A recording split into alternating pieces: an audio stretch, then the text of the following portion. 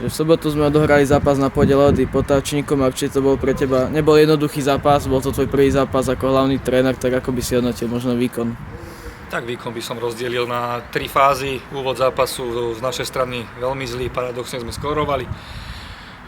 Potom sme sa dostali troška do zápasu, hlavne od tej 60. minúty sme supera zavreli, strelili sme vlastne 2 góly a na to by sme chceli nadviazať na tých posledných 30 minút, kde sme vlastne si dovolím tvrdiť, dominovali na ihrisku, vytvorili sme si šance a tých 30 minút to je taký odrazový mostík do ďalšieho zápasu. Vlastne teraz je taká situácia, že odhráme zápas už v stredu, v nedeľu bol oddych a teraz v pondelok, útorok máme čas na prípravu, tak ako taká príprava prebieha?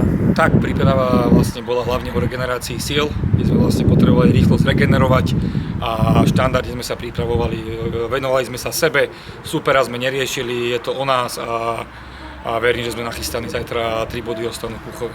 Počas zápasu proti Lehodským Potáčnikom nastala situácia, keď už v prvom počase dal Markus Traore, tak aký bol dôvod? Možno zranenie alebo taktická zmena? Reagovali sme na supera hľadiska taktiky, kedy mali na jeho pozícii šikovného chlapca a vlastne z taktických dôvodov sme sa rozhodli o zmenu a bolo to taktické riešenie.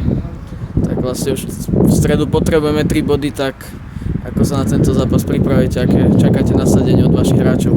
Tak chceme začať tam, kde sme skončili v Lehote Potáčnikov, to znamená, chceme byť aktívni od prvej minúty, chceme strieľať góly, chceme si vytvárať šance, to nám chýbalo v tých prvých 60 minútach a keď na to nadviažeme, tak ja nepochybujem o tom, že určite zvíťazíme.